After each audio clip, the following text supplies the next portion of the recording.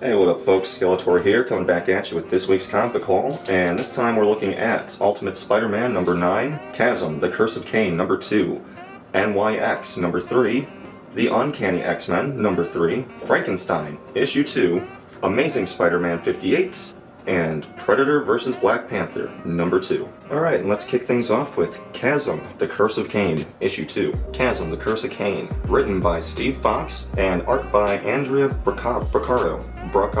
Andrea Braccardo. Yeah, that's about right. And honestly, the cover doesn't give away too much, but it pretty much tells you everything you need to know. We're going into Chasm's mind, and we're going to get a good look at Ben. And of course, Janine, Hallows Eve, is there. Where we last left off, it was revealed that Druig of the Eternals had taken over Mole Man's lair, and for whatever reason we haven't quite figured out yet, he's decided to start screwing around with Chasm's mind. Back at the city morgue, we get to see what Ben was doing last issue when he was, I guess we'll say sleepwalking, and managed to cobble together some kind of weird Frankenstein creature, which Cain, the Scarlet Spider, has to fight. And I'm sorry, I know that's what you've chosen to go by, but Ben's always going to be the Scarlet Spider. And it's a pretty neat fight through the city morgue. Eventually, Cain manages to stop the creature by slamming an ambulance into it.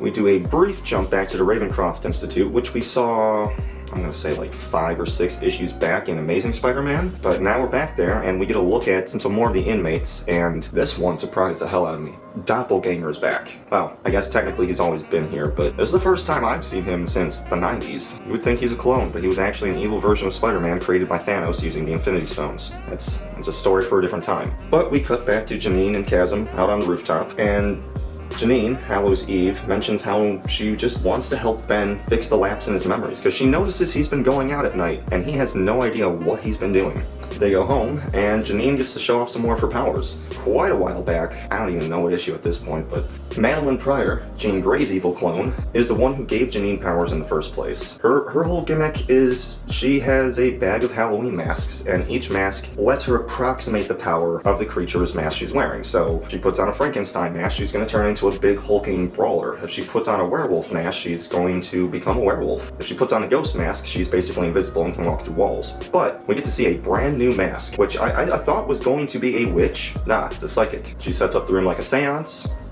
puts on the mask, and says, maybe if I work with these powers and I try hard enough, the psychic mask will let me look into your head and we can figure out what's wrong with you. So they give it a shot. We cut back to the morgue. Ben frees all the morgue workers, and they mention when Chasm showed up, he wasn't making wisecracks. He didn't even talk at all. He just webbed them to the ceiling and then stitched together a monster, which is very unlike Chasm. Even in the worst of situations, much like Peter, he's going to be non-stop making quips. Cain realizes the creature managed to get away while he was freeing the workers, and we get a nice little look into Ben's mind. And part of the issue here, from way back at this point, Ben is Peter's clone. They share memories up until the point where Peter was cloned, and then Ben made his own memories. Unfortunately, due to the events of the Spider-Man Beyond story arc, most of his Peter memories were wiped out. And when Janine goes into his brain, we get a good look at that. We get some iconic scenes from iconic comics, but faces are blurred out. We see word balloons, but no words. We know what this is. I mean, this is literally just issue 1 of Spider-Man from way back in the 60s. And yet there's no face, there's no words. There's huge gaps in his brain. We also get a rare glimpse of Ben in his spectacular Spider-Man suit from mid to late 90s, but as she's going through his brain, Druig, who I guess is aware of her psychic shenanigans, also breaks into Ben's mind and grabs her, which knocks her out in real life. And because Druig has taken over Mole Man's area, I guess he's also in control of the mole people. They swarm the building, they grab Ben and Janine, and the last page, he finally dismisses Mole Man, who I guess he's been using as a misshapen footrest. Mole Man runs away yelling, yes, finally, my revenge is at hand. I'm gonna guess what these are. I don't know what these are, but I'm gonna guess those are just bigger mole people, or possibly some kind of, I don't know, spider thing. They each have 6 eyes. I don't know what that could be, honestly. I don't know. I'm gonna say this is probably a 2 out of 5. Not a lot happens, but it's a very high 2 out of 5. I personally like the look into his brain. It was a nice change of pace. Yeah, I'm gonna say this is a high 2 out of 5. If we were doing halves, I'd say it's about a half. 2.5 out of 5, but for the sake of rounding, we're just gonna go with 2. But again, I would say this is probably a high 2. It was good. It doesn't advance things too far, but again, I really like that look at 90s Scarlet Spider.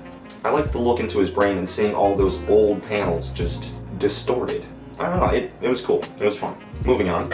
Up next, we're looking at Predator vs. Black Panther issue 2, written by Benjamin Percy, with art by Sean Damian Hill. This one's pretty short. We pick up exactly where we left off. Shuri and, I don't even know his name, the mage, are kind of locked out of the city of Wakanda. The Dora Milaje are trying to find Black Panther in the jungle, but they're being sniped off by the Predators. It's a very short issue, but the few times we do see them battling the Predator, I mean, these guys are just knocking off the Dora Milaje like it's nothing. And when they come face to face, we realize just how much bigger than an actual human these guys are. Honestly, most of this issue is just a game of cat and mouse between Predator and the Black Panther. We do cut over to a few other things like Shuri being attacked, not figuring out who's attacking or why. Of course, we know it's a Predator. Honestly, Black Panther gets saved at the last moment by a gigantic alligator. Seeing an opportunity and knowing that the alligator caught him by surprise and he probably wouldn't survive an attack from a Predator, he kills the Predator while it's distracted by the alligator. But the leader knows. We came here for a reason. Hunting Black Panther is going to be a great fight. It's going to be some great hunts. But right now, we need to get to the mountain and start mining vibranium. And we get a look at the inside of the vibranium mountain. I don't know, I guess it's cool looking. It's just kind of weird metal embedded into rocks. Some neat shapes. So I'm going to guess that because he walked away from hunting Black Panther so that he could acquire the vibranium, chances are he's going to build himself a suit of armor or something, maybe some new weapons, and then he's going to go after Black Panther. All in all, this was a good read, but a short read. This honestly almost feels more like a Predator movie than a Black Panther comic. Just the way it's being laid out for issue 2. Issue 1, definitely, that was a Black Panther comic. Issue 2 feels way more like a Predator comic. Maybe that's just how they've decided to tell the story. It works. This could be a 2 or a 3 out of 5, but I'm gonna say that is a 2 out of 5. Could be better. Could be a lot worse, but it definitely could be better. I'm gonna keep picking it up though. I mean, I think this is a limited run, like maybe 6 issues at most, something like that. 4 to 6 issues. So, I mean, good or bad, I'm having enough fun with it. Fuck it, I'm gonna keep picking it up. Yeah, 2 out of 5 for this one. And next up, we're looking at The Amazing Spider-Man number 58 by Zeb Wells with art by John Romita Jr. I will say the cover art does look kind of nice, but how many times have we seen Spidey in a dramatic pose in the middle of the rain? In the middle of the rain on a rooftop. I mean, at this point, I don't know, do something a little different. Half of this issue is just Tombstone trying to kill his daughter. The other half of the issue is Tombstone fighting Spider-Man. It's short, but compared to all the other Spider-Man I've been reading lately, or I should say, compared to the other Amazing Spider-Man issues I've been reading lately, it's short but not bad. It's okay. It's fine. Spidey doesn't exactly get himself a win, but the fight gets interrupted at the end of the issue. Or I should say the fight really just gets going by the end of the issue. Spidey takes a little bit of a beating, there's a little bit of a chase. At the end of the day, Tombstone tackles Spidey out the window, and I feel like this is a Batman reference. Okay, you want to get crazy? Let's get crazy. Now you want to get nuts? Come on, let's get nuts. I have no complaints about the story itself. It's short but not bad. Again, half of it is just Tombstone trying to kill his daughter. The other half is Spidey versus Tombstone. Clearly, the next issue will continue this fight. I mean, you don't tackle a man out of a window without picking up right where you left off. I would say this is a 4 out of 5, but again, I am not a fan of Romita Jr.'s art anymore. I'm gonna say this is a 3 out of 5, only because I did not like the art at all. Next up, we're looking at Uncanny X-Men number 3, written by Gail Simone and art by David Marquez. So before the A plot actually begins, we start with the B plot on this one. Professor X, he's still in his little, I'm guessing what used to be Cerebro in the X-Mansion, and is now his prison cell in Grey Malkin Manor. And I don't know why they changed the name to that. It's Xavier's School for Gifted Children. I don't know why they changed the name to Grey Malkin. It's a mouthful. Professor X is in there by himself until suddenly he's visited by Sarah, who, if you checked out last week's video, that Sarah chick is the girl from the flashbacks, but in modern day, she is that weird wraith thing. Basically, she's just saying, I will find your children, Xavier. I will find your students. And this one I don't understand. Maybe I missed something, maybe this will be explained later, but she asked him, "Do you miss my womb, Charles?" I don't know what to do with that. We open on the A-plot. Rogue wakes up in bed next to Gambit, decides she can't sleep, heads down into the rest of the house, has breakfast with Logan, who, she's drinking coffee, he's drinking tequila, but he was nice enough to make her a pot of coffee before she even woke up. And unfortunately, he admits that he's going to have to leave the crew for a while. This whole family thing, this team thing, it's just not doing it for him. But he was nice enough to go check in on the new kids before he dipped out. And that's where we get a quick cross-reference on them. And Jitter is in bed. Jitter just keeps tossing around in her sleep. Ransom's just sleeping peacefully. The one referred to as Horse Girl, who goes by the name Calico, is sleeping in the barn with her horse. Logan says he did want to move her up to a bed, but he just couldn't bear to take her away from the animal, so he's gonna leave her there. And the kid that Logan refers to as the manga kid is Death Dream, and he's just been spending the night out in the cemetery. Before he leaves, Rogue tells him, "You do what you gotta do, but then you come home, you hear me? You come home." We get a quick glimpse of the family that owns this home. They seem like nice people, dad, mom, daughter. And when everybody wakes up and comes out front, he tells them, "You can stay here, but there are rules. Number 1, everyone has chores. Number 2, everyone cooks. Number 3, everyone cleans." That seems reasonable to me. I could totally agree with that. And we begin training. Rogue has decided to call in her brother, Nightcrawler, because at the end of the Krakoa era, there was this whole big family reunion thing, and we got the full family history of Mystique, and Rogue, and Nightcrawler, and it's... the team dynamic has shifted. Rogue and Nightcrawler are officially treating each other like brother and sister. It's kind of nice, it's beautiful, honestly. But because these new kids need to get trained, they need to be able to protect themselves, Rogue decides to set up a makeshift danger room in the backyard, and she invited Nightcrawler in. The name of the game is, if you can get the belt from Nightcrawler, you win. We get a nice little display of everybody's abilities, along with just a little bit of like a one-panel flashback to give you a hint of who they were before they showed up here. Jitter is just obnoxiously fast. Unfortunately, being fast doesn't mean you can catch a teleporter. Ransom gets close to catching it, but then he gets kicked out of the window. And we don't exactly know what his powers are or anything like that, but part of his backstory is he was born without a heart. He has no heartbeat, he just somehow exists. He was held ransom, his parents refused to pay the ransom, and he should have died several times by now, but for whatever reason he just keeps living. Next up is Calico and her horse Barnstormer, who actually sort of surprises Nightcrawler and gives him a run for his money.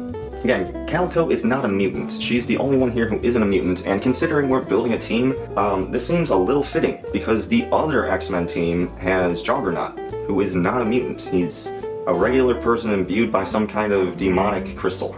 That's a situation for a different day. Calico lived a very sheltered life, she loved horses, and one day when the house burned down, for whatever reason, she just grabbed a horse and ran off without dealing with her parents or trying to save anyone.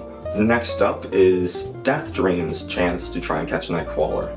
And I'm gonna say this is something of a meme. He just keeps saying this, like, for whatever reason, this locked into his head, and this is just who he is now. "I held a cow's teat this morning. They were squishy." There's something wrong with this kid. His backstory is he was stillborn. The umbilical cord wrapped around his neck, making a noose. Doctors revived him. He died 3 more times that night, until eventually he could just revive himself. "When I was dead, I dreamed of being alive. When I was alive, I thought only of death. And I was never, ever alone. Now, my friends do what I want, and my favorite drink is arsenic and lemon." Alright, this kid's creepy. I'm very excited to see what happens to him. He has vague shadow demon powers. I think he's the most mysterious out of all these new kids, and I'm the most interested to see in where he goes. But while everybody's distracted by the fighting, Calico just kind of sneaks them from behind and takes the belt. And at the end of the issue, we catch back up with Logan, who gets dropped off in the middle of a national forest preserve, jumps off the road, heads down to a creek, and that's where he encounters Sarah.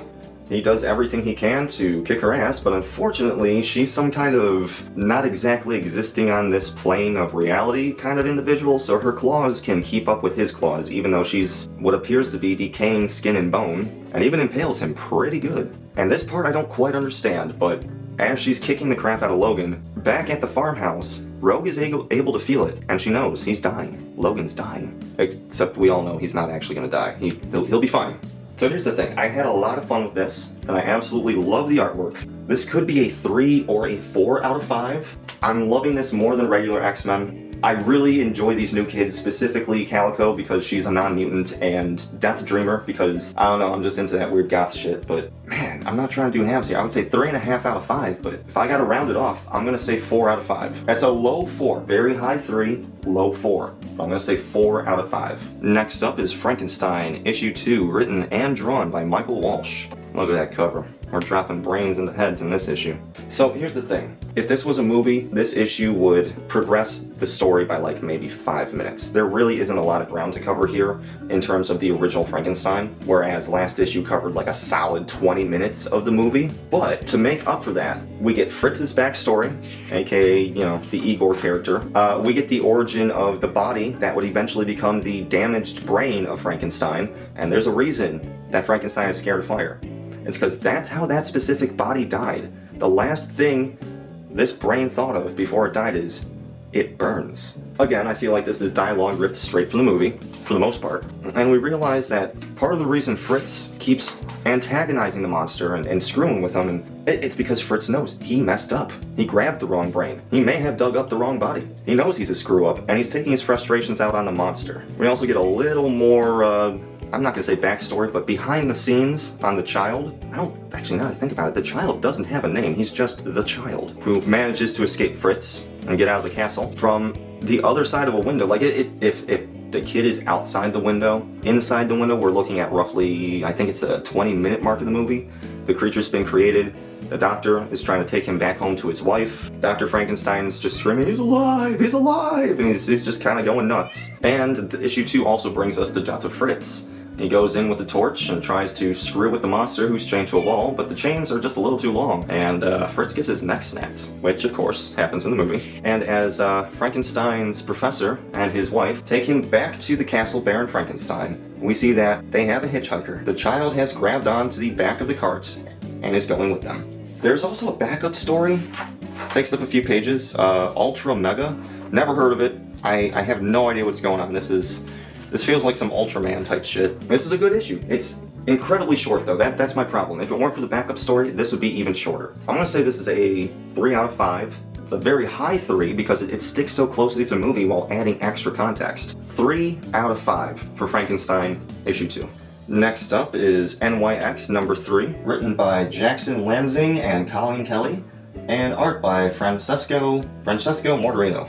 God, I'm hoping that I'm getting that right. So issue 1 was all about Miss Marvel, Kamala Khan. Issue 2 is all about Wolverine, aka X-23. This one is all about Anole, or Anal? It's weird they would call the gay kid Anal. Anole, I'm gonna say it's Anole or Anole. I'm gonna go with Anole. So a random mutant got killed off screen at some point in between this issue and last issue. And Anole is traveling across the city to get to the funeral, which is right outside of a Roxxon gas station. Wolverine's there, some unnamed mutants are there, Kamala, Sophie. Of course, as they're trying to do this whole funeral thing, anti-mutant protesters show up, and look, I suppose you could say I'm somewhat pro-mutant, but I gotta agree with these guys. We literally just ended World War III versus the mutants. Sentinels were attacking everywhere. The Avengers had to get involved. It was literally humanity versus mutants, and you're just expecting to come back into society and be treated like normal individuals.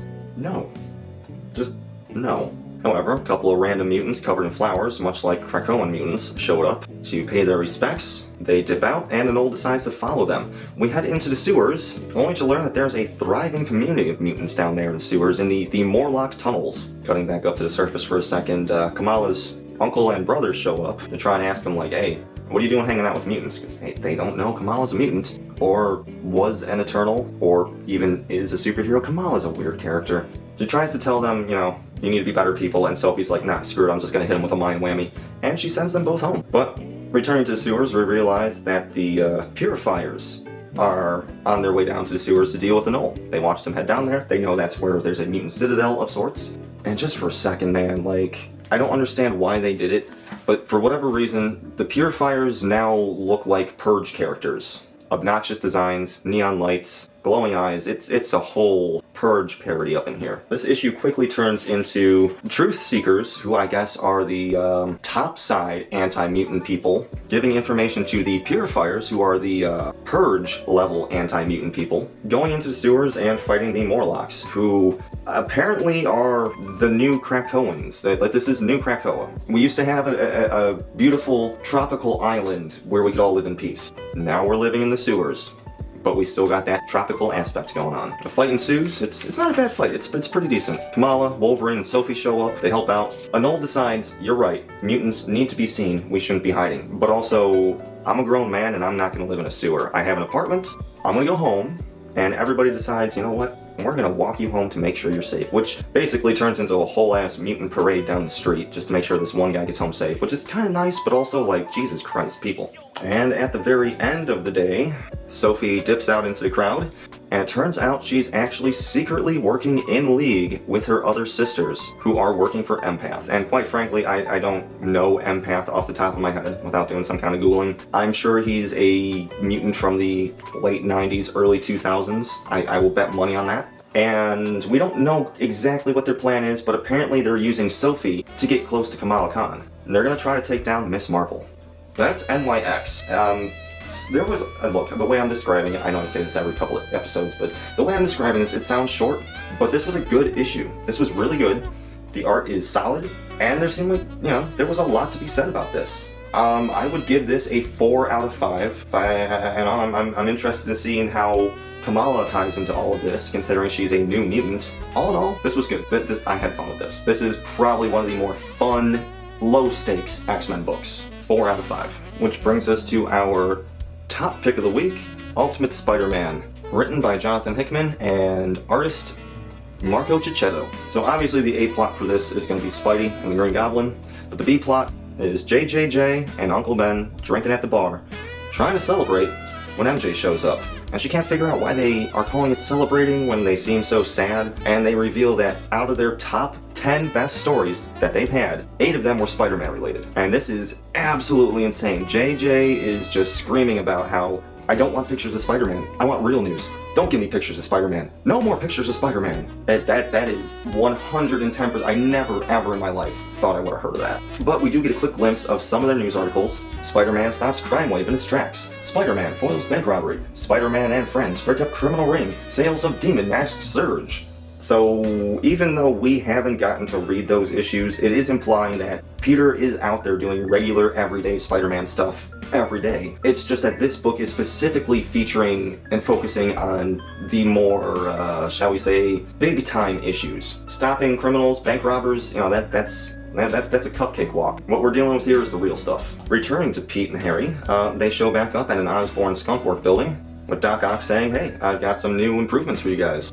He hands a special disc to Harry, which will stop Iron Man from overriding his suit, meaning that Oscorp is now essentially independent from Stark Tech. And we get this weird scene of Peter talking to his new suit. Like, again, much like the MCU, it has an AI imprint, but unlike it being, you know, Friday or some other chick Tony likes, it's an AI imprint of himself. He's talking to himself. And I really like that the suit speaks with black word balloons with white lettering. Very Venom-esque. And the suit almost seems a little jealous that Peter is trying to get upgrades and screw him over. They decide at the very least we should see what it is, and that's when we get, and I hate and love this at the same time, the Iron Spider. It's a big, bulky Iron Man suit, redeveloped to incorporate spider themes. It's got those extra arms on the back. It does not retain the ability to camouflage, which Peter's suit can currently do, and in the main universe, all symbiotes have the ability to do. It has optimized web shooters that runs off of a cartridge system, but now the web is capable of holding an additional 5 tons of weight.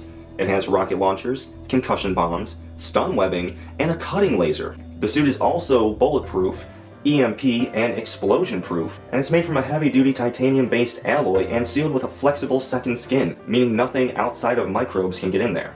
And most importantly, it's connected to all of Oscorp's computers, which means Peter can now do on-the-go research. Peter, on the other hand, doesn't like it, and Harry even agrees. Spider-Man's whole thing is flexibility. He's an acrobat. For as strong as he is, he needs to be flexible. And let's be honest, with this big bulky suit of armor, he's not going to be flexible. Otto realizes, okay, you know what, you're right. You're probably right. I might have gone a little overboard in a few places. There is a second option. And Peter's like, that's cool. Whatever it is, I'll take it. It's Kevlar. It's basically just spandex with extra Kevlar. So a cloth Spider-Man suit, which is essentially bulletproof, or at least semi-bulletproof. And given what we'll see in a few pages, I seriously doubt that part. Pete's spidey sense goes off, he dodges just in time, and Green Goblin gets hit with some kind of electroshock that completely shorts out his suit, and he's just a statue. He can't move, he's dead in the water. Turns out Black Cat has showed up, and in this one, Black Cat's a dude. Technically, I think he's Felicia Hardy's father. He never passed on the mantle of Black Cat, and he's using a whip. As we see here, the whip actually manages to cut through Peter's suit and make him bleed, which makes me think it can't really be all that bulletproof if a whip can make you bleed. A fight ensues, and Black Cat gets the drop on Spidey by knocking a water tower over on top of him, but other than that, I mean, Pete's got this covered.